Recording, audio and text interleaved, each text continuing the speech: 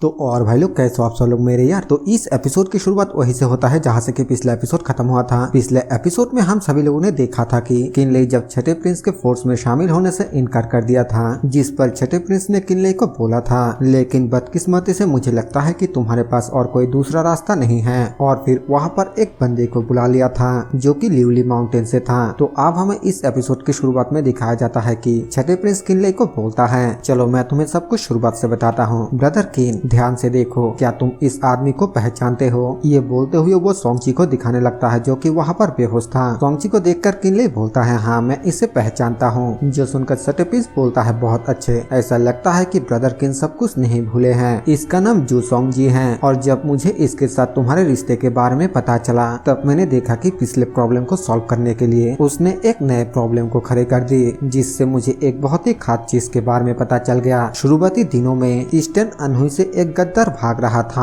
और वो जू सोंगजी का बहुत ही अच्छा दोस्त है जिसका नाम वांग वोजी है। तुमने एक बार लिवली माउंटेन में सीक्रेटली इसे भागने में मदद की, क्या मैंने कुछ गलत कहा? किनले बोलता है, ये सच है, क्या तुमने ये सब कुछ अरेंज किया था? छठे प्रिंस बोलता है, बिल्कुल भी नहीं, तीसरे प्रिंस के जरे बहुत ही गहरा है। इस वक्त मेरा हालत थोड़ा खराब है, और ऐसे में अगर मैं थर्ड प्रिंस के साथ कॉम्पीट करता हूँ तो फिर मुझे लगता है कि मैं इससे जीत नहीं पाऊंगा। लेकिन मेरे लिए इस मामले को जानने का एक गॉड के ब्लेसिंग जैसा साबित हुआ। अगर मैं इसमें से कुछ बना नहीं सकता तो फिर क्या मैं तुम्हारे दया के काबिल नहीं हूँ? ब्रदर किन के पास अब सिर्फ दो ही रास्ता है, एक मेरा साथ देकर वांग वोजी का पता लगाओ, इससे तुम्हारे साथ सब कुछ ठीक होगा, या फिर तुम खुद तुम्हारे और लिवली माउंटेन के बीच के मामले को सुलझाओ। किनले बोलता है, तो इसलिए मेरा ये दूसरा रास्ता है, योर हाइनेस मुझे निपटाने के लिए लिवली माउंटेन पर भेज देंगे। और फिर किनले स्माइल करते हुए बोलता है, तो योर हाइनेस लिवली माउंटेन को अपने तरफ करने के लिए मुझे एक बार्गेनिंग चिप के तौर पर इस्तेमाल करना चाहता है, जिसके बाद योर हाइनेस तीनों सेट को अपने कब्जे में और ईस्टर्न पैलेस के थ्रोन को लेने में कामयाब होगा। क्या मैं सही हूँ? छठे प्रिंस बोलता है, जैसा कि ब्रदर किन से उम्मीद था, हाँ ये ऐसा ही है। किनले उस लिवली माउंटेन के बंदे को बोलता है, तुम्हारा लिवली माउंटेन एक इंसान वांग वोजी के लिए छठे प्रिंस के सामने हार मान लेगा, तो इसका मतलब ये सिर्फ वांग वोजी के भागने और उसके लिवली माउंटेन को धोखा देना ही शामिल नहीं है, इसमें और भी बहुत कुछ है। वो बंदा बोलता है, पास्ट में वांग वोजी ने विद्रोह किया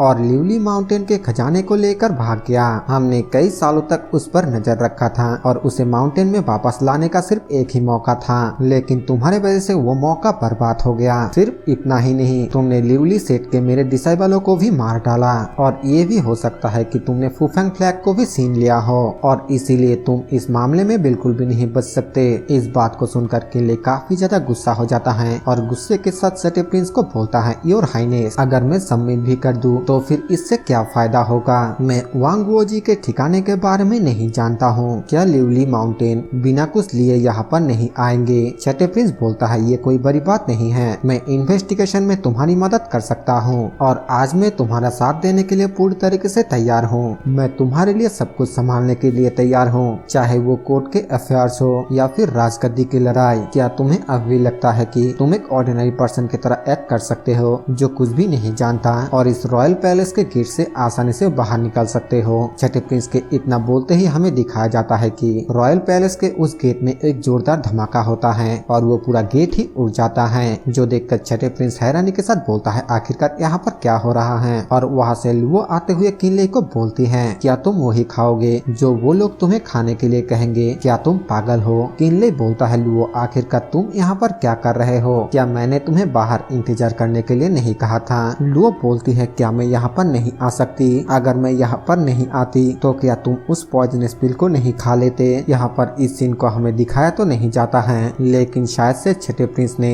किनले को अपने बातों को मनवाने के लिए कोई पॉइजनस पिल खाने के लिए दे रहा था। किनले लुओ को बोलता है, मैं एल्केमी के बारे में थोड़ा बहुत जानता हूँ, अगर मैं इसे खा भी लेता तो फिर मैं किसी तरह इससे छुटकारा पाने का कोई रास्ता ढूंढ लेता। लुओ बोलती है, आखिरकार तुम इसे कैसे ठीक करने जा रहे हो? ब्लड क्रो पिल का कोई भी इलाज नहीं है जब तक इसे ब्लड के साथ एक्सचेंज ना किया जाए। किनले हंसते हुए बोलता है, लुओ तुम्हें समझ में नहीं आ रही है? लुओ बोलती है, क्या मुझे समझ में नहीं आ रही है? क्या तुम्हारे फैमिली उसके कब्जे में नहीं है, और तुम पॉइजनस पिल को क्यों ले रहे हो? इसे खाने के बाद आम तरीके से इसको बाहर निकालना नामुमकिन है। छठे प्रिंस लुओ के ऊपर चिल्लाते हुए बोलता है, आखिरकार तुम कौन हो और तुम तुम्हारे मेरे रेसिडेंट में घुसने की हिम्मत कैसे हुई? लुओ बोलती है तुम एक बुरे इंसान हो, तुम लोगों के परिवारों का इस्तेमाल उनको मजबूर करने के लिए करते हो। मैं तुम्हें सलाह देता हूँ कि अभी का अभी तुम उसके रिश्तेदारों को छोड़ दो। इस बात को सुनकर किनले घबराने लगता है क्योंकि उसे लगता है कि छठे प्रिंस उसके भतीजे के साथ कुछ करना दे, इसीलिए वो लुओ के ऊपर चिल्लाते हुए बोलता है, लुओ क्या तुम पागल हो चुके हो? ये रॉयल कैपिटल लिंगियन है, यहाँ से इंपीरियल पैलेस ज्यादा दूर नहीं है। पैलेस के अंदर बहुत सारे कल्टिवेटर हैं। अगर हमने यहाँ पर फाइट करना शुरू कर दिया तो फिर हम उनके साथ लड़ते लड़ते थक जाएंगे। चलो सबसे पहले तुम यहाँ से चले जाओ। छठे प्रिंस बोलता है, तुम्हें क्या लगता है कि प्रिंस के पैलेस किस तरह की जगह है? क्या तुम्हें लगता है कि तुम अपने मर्जी से यहाँ से आ जा सकते हो? और फिर वो लिवली माउंटेन की उस बंदे को बोलता है, लिवली माउंटेन के मास्टर, अगर तुम आज उस लड़की को यहीं पर मार देते हो तो फिर मैं 2 दिनों के अंदर वांग वो जी को पकड़कर तुम्हें सौंप दूंगा। वो बंदा बोलता है ठीक है डील। और फिर लुओ को बोलता है, छोटी बच्ची, अब जबकि तुम इस पैलेस पर अपना कदम रखा है तो फिर यहाँ से जिंदा जाने के बारे में सोचो भी मत। लुओ बोलती है, आखिरकार यहाँ से जाने के बारे में कौन बात कर रहा है? तुम्हारा ग्रेट आंटी यहाँ से बिल्कुल भी नहीं जाने वाली है।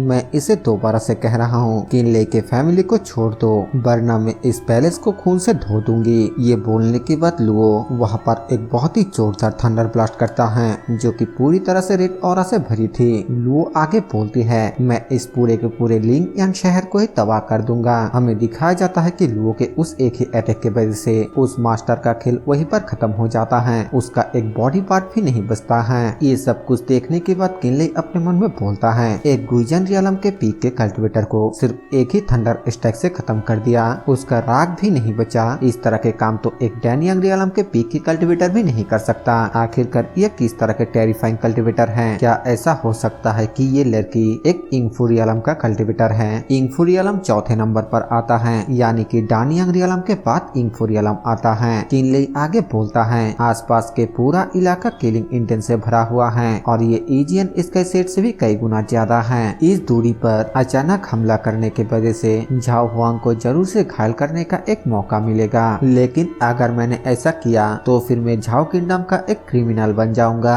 और साथ ही मैंने लिवली माउंटेन को भी अफेंड कर दिया, इसीलिए शांगझू में मेरे लिए कोई भी जगह नहीं होगा और जीजियन अभी तक उसी के कब्जे में है। एक समझदार इंसान को ये अच्छी तरीके से पता है कि कब क्या करना चाहिए और कब नहीं। जब तक किन फैमिली के ब्लड लाइन और थोड़ी से इज्जत को बरकरार रखा जा सकता है तब तक के लिए हार मानने के बारे में क्या ख्याल है? ये सोचने के बाद किनले छठे प्रिंस को बोलता है, ऐसा लगता है कि मेरे पास और कोई दूसरा रास्ता नहीं है, मैं आपकी मदद करने का वादा करता हूँ। जो सुनने के बाद छठे प्रिंस बोलता है, बहुत अच्छे। एक इंसान जो चीजों को बदलने के हिसाब से काम करना जानता है वो बहुत ही ज्यादा शातिर होता है। मुझे खुशी है कि ब्रदर किन अपने हालातों को समझकर मेरे बातों को मान लिया, लेकिन मुझे ये अच्छी तरीके से पता है कि तुम्हें कंट्रोल करना बहुत ही ज्यादा मुश्किल है। जो मेरे किसी काम के नहीं है वो मेरे लिए एक बहुत ही बड़ा खतरा है, तो अपनी सेफ्टी को ध्यान में रखते हुए ब्रदर किन को मेरे तरफ से इस ब्लड क्रो पिल को खाना होगा। ये सुनकर किनले थोड़ा हिचकिचाने लगता है, जो देखकर छठे प्रिंस बोलता है, क्या ब्रदर किन इसे खाने से इनकार कर रहा है? इस बात से किनले काफी ज्यादा गुस्सा होता है और फिर अपने आप को शांत करते हुए बोलता है, योर हाइनेस, मैं बस जरूरत से ज्यादा एक्ट कर रहा था।